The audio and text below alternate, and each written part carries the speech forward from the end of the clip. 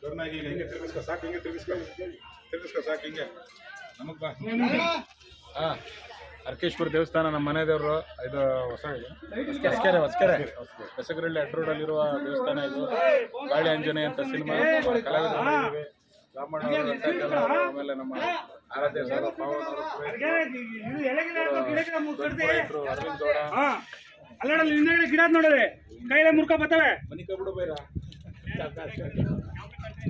ದೇವಸ್ಥಾನ ಒಳಗಡೆ ಪ್ಯಾನ್ ಮಾಡ ಹಂಗೆ ಹಂಗೆ